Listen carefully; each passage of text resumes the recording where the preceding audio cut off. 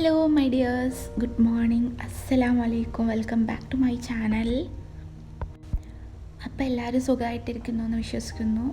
അൽഹംദുലില്ലാ, നമ്മളും സുഖമായിട്ടിരിക്കുന്നു. അപ്പം നമുക്ക് വീഡിയോ എല്ലാവരും മുഴുവനായിട്ട് തന്നെ വാച്ച് ചെയ്യാൻ വേണ്ടിയിട്ട് ശ്രമിക്കുക. Thank you for your all support. അപ്പോൾ ഇനി നമ്മൾ നമ്മുടെ ലിയോ ഫിഷിന് ഫുഡ് കൊടുക്കാൻ കേട്ടോ, രാവിലെ തന്നെ ചെയ്യാറ്. അങ്ങനെ അവന് ഫുഡ് കൊടുത്തു. അവൻ്റെ വെള്ളം മൊത്തം കേടായിട്ടുണ്ട്, അതൊന്ന് ശരിയാക്കണം ഇൻഷാ അല്ലാ.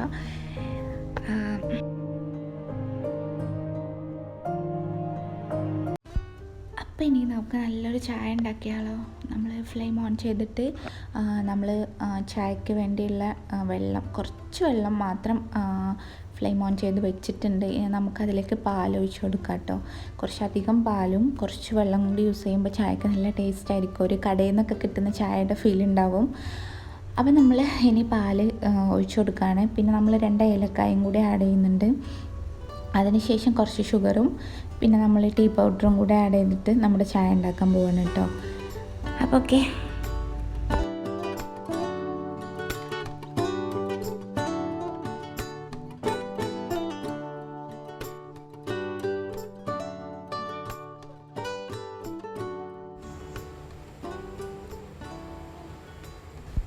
നല്ല ഭംഗിയില്ലേ നമ്മുടെ ചായ ഇങ്ങനെ പൊങ്ങി വരുന്നത് കാണാനായിട്ട്. അപ്പം നമുക്ക് സക്സസ്ഫുള്ളി നമ്മുടെ ചായ ഗ്ലാസ്സിലേക്ക് ഒഴിക്കാം. എന്നാലും കുറച്ച് അവിടെ ഇവിടെയൊക്കെ ആയിട്ടുണ്ട്, എന്നാലും കുഴപ്പമില്ല, നമുക്ക് ഒഴിച്ചു കൊടുക്കാം. ചായ നല്ല അടിപൊളിയായിട്ട് കിട്ടിയിട്ടുണ്ട് കേട്ടോ. നമ്മൾ കടയിൽ നിന്ന് വാങ്ങുന്ന ചായയുടെ അതേ ഒരു ഇതൊക്കെ ഉണ്ടായിരുന്നു. അപ്പോൾ ഇതാണ് നമ്മുടെ ഇന്നത്തെ ബ്രേക്ക്ഫാസ്റ്റ്. നല്ല ദോശയും ചിക്കൻ കറിയാണ് കേട്ടോ. എൻ്റെ ഒരു ഇതെന്ന് പറയുമ്പോൾ ഞാനങ്ങനെ ബ്രേക്ക്ഫാസ്റ്റ് ഹെവി ആയിട്ട് കഴിക്കുന്ന ഒരാളല്ല. ഞാൻ ബ്രേക്ക്ഫാസ്റ്റ് എപ്പോഴും ഫ്രൂട്ട്സോ നട്ട്സോ അങ്ങനെ ഏറ്റവും കുറഞ്ഞ രീതിയിൽ അല്ലെങ്കിൽ ഏറ്റവും ചെറിയ രീതിയിൽ ബ്രേക്ക്ഫാസ്റ്റ് കഴിക്കുന്ന ആളാണ്. ഞാനിങ്ങനെ അപ്പം കറി അങ്ങനെയൊന്നും യൂസ് ചെയ്യാറില്ല, കഴിക്കാറില്ല. ഇപ്പം എനിക്കെന്തോ ഇങ്ങനെ കഴിക്കണമെന്ന് തോന്നി, ഇഷ്ടമായി, ഒത്തിരി ഇഷ്ടമായി. അപ്പോൾ നമുക്ക് കഴിക്കാം കേട്ടോ.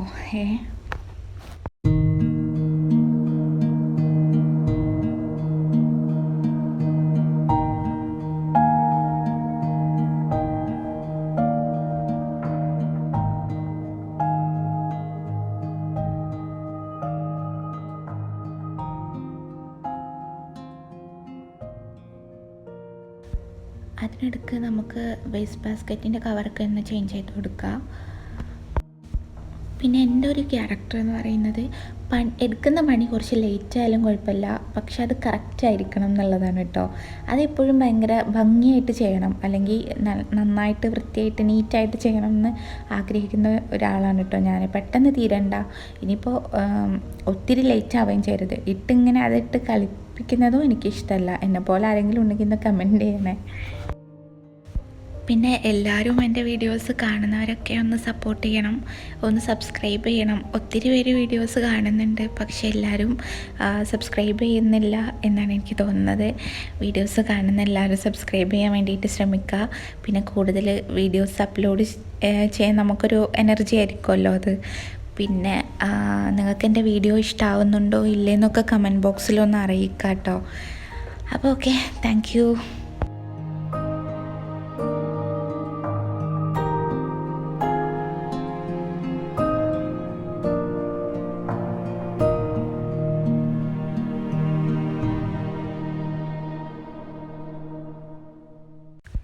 അപ്പം നമുക്ക് പെട്ടെന്ന് പാത്രങ്ങളൊക്കെ കഴുകി എടുത്ത് വെക്കാം കേട്ടോ. അപ്പോൾ ഓക്കെ,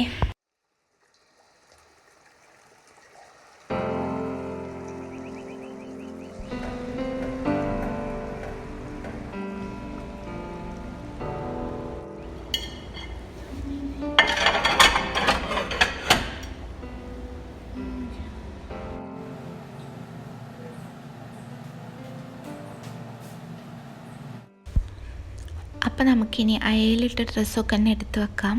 പിന്നെ പുതിയതായിട്ട് ഇടാനുണ്ട്. ഓൾറെഡി ഇന്നലെ ഒത്തിരി ഞാൻ അലക്കിയിട്ടുണ്ടായിരുന്നു.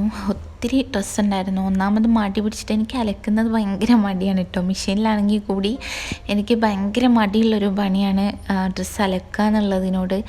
എന്താണെന്നറിയില്ല, എനിക്ക് ബാക്കിയുള്ള പണികളെ അപേക്ഷിച്ച് മെഷീനിലാണെങ്കിൽ പോലും എനിക്ക് ഭയങ്കര മടിയാണ്. അപ്പോൾ ഒന്നാമത് നമ്മൾ അലക്കാനിടണം, ഉണക്കാനിടണം, അതെടുത്ത് അയലിടണം, പിന്നെ അതെടുത്ത് മടക്കി വെക്കണം. ഇതൊക്കെ ആലോചിച്ചിട്ടാണെന്ന് തോന്നുന്നു. അപ്പോൾ നമുക്ക് നമ്മൾ 3-4 ദിവസമായിട്ട് നമ്മൾ അലക്കാണ്ടിട്ട ഡ്രസ്സുകൾ ഉണ്ടായിരുന്നു. ഒത്തിരി ഡ്രസ്സുള്ളതുകൊണ്ട് തന്നെ നമ്മളെല്ലാം കൂടി ഇന്നലെ അലക്കി അയലിടാൻ സ്ഥലമില്ലായിട്ട് അവിടെയും ഇവിടെയൊക്കെ ആയിട്ട് അഡ്ജസ്റ്റ് ചെയ്തിട്ടിട്ടുണ്ട്. അപ്പോൾ നമ്മൾ മൊത്തത്തിലിടാനും പറ്റിയിട്ടില്ല. കുറച്ച് ഡ്രസ്സ് ബാക്കി നമ്മളവിടെ ബക്കറ്റിൽ തന്നെ ആക്കി വെച്ചിട്ടുണ്ടായിരുന്നു. എവിടെ ഇടാൻ സ്ഥലമില്ലാത്തതുകൊണ്ട്. അതാണ് കേട്ടോ നമ്മളിപ്പോൾ കൊണ്ടുവന്ന് ഇട്ടിട്ടുള്ളത്. അപ്പോൾ അതിനിടയ്ക്ക് നമ്മൾ പോയി ചോറ് ഊറ്റി വെക്കുന്നുണ്ട്. ചോറ് തിളച്ചിട്ടുണ്ടായിരുന്നു ഞാൻ എത്തിയപ്പോഴേക്കും. അപ്പോൾ അതൊക്കെ ഊറ്റിയെടുത്തിട്ടുണ്ട്. ആ സമയം കൊണ്ട് തന്നെ എമ്മി ബേബി എണീറ്റു. അവന് കുറച്ച് സെറ്റാക്കി എടുത്തു. ഇനി നമുക്ക് അവന് ഫുഡ് കൊടുത്തോണ്ടിരിക്കുകയാണ്. ഫുഡ് കൊടുക്കാനുള്ളത് ഒരു ഭയങ്കര ടാസ്ക് തന്നെയാണ് കേട്ടോ. കാര്യം കഴിച്ചിട്ടില്ല, നമ്മൾ കഥ പറഞ്ഞ് മടുക്കും. ഒരു പ്രാവശ്യം പറയും പാരറ്റിൻ്റെ കഥ വേണമെന്ന്, പിന്നെ പറയും സ്പൈഡർമാൻ്റെ കഥ വേണമെന്ന്. അങ്ങനെ മാറി മറിച്ച് പറഞ്ഞു കൊടുത്ത് മടുത്തു. അങ്ങനെ എന്നാലും കുഴപ്പമില്ല, ഫുഡ് കഴിച്ചിട്ടാൽ മതി എന്നുള്ള അവസ്ഥ ആയിരിക്കുമല്ലേ ഏത് ഉമ്മമാരുടെ അവസ്ഥയാണെങ്കിലും. അതിനിടയ്ക്ക് നമ്മളെ കാക്കു വന്നപ്പോൾ കുറച്ച് സ്ട്രോബെറി കൊണ്ടുവന്നിട്ടുണ്ടായിരുന്നു. അപ്പോൾ നമുക്കതൊന്ന് കഴുകിയിട്ട് കഴിക്കാമെന്ന് വിചാരിച്ചു. കാര്യം നമ്മൾ സ്ട്രോബെറി ഫ്രഷ് ആയിട്ട് തന്നെ കഴിക്കുന്നതാണ് നല്ലത്. കാര്യം ഫ്രിഡ്ജിൽ വെക്കും തോറും അത് പെട്ടെന്ന് തന്നെ കേടാവുന്നുണ്ട്. അതുകൊണ്ട് നമ്മൾ വിചാരിച്ചു പെട്ടെന്ന് തന്നെ കഴിച്ച് തീർക്കാമെന്ന്. അപ്പോൾ നമ്മൾ സ്ട്രോബെറി ഒക്കെ എടുത്ത് കഴുകാണ് കേട്ടോ.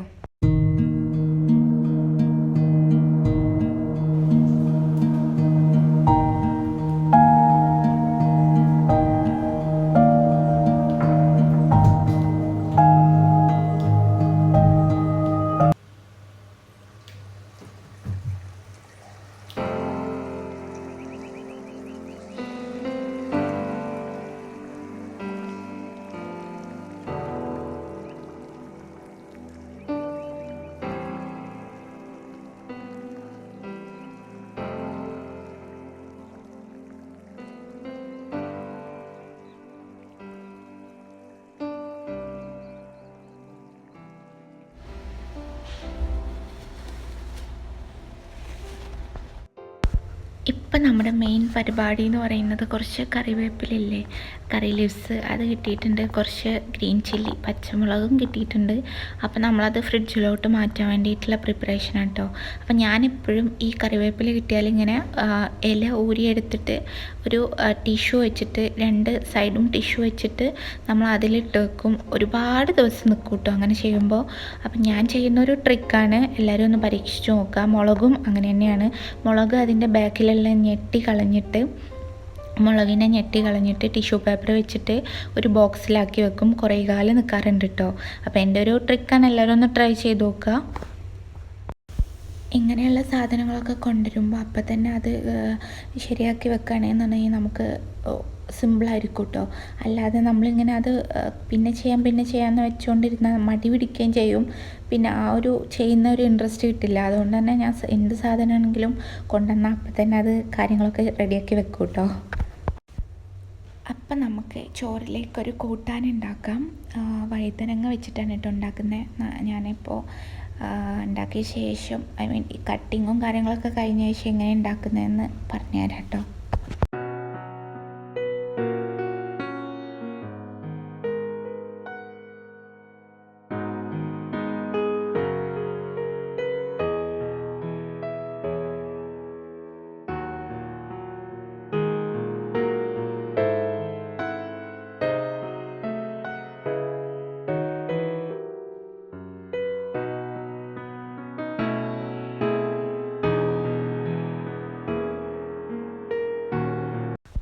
അപ്പോൾ ഇതാണ് കേട്ടോ നമ്മുടെ വഴുതനങ്ങ വെച്ചിട്ട് നമ്മൾ ഉണ്ടാക്കിയ ആ കൂട്ടാൻ എന്ന് പറയുന്നത്.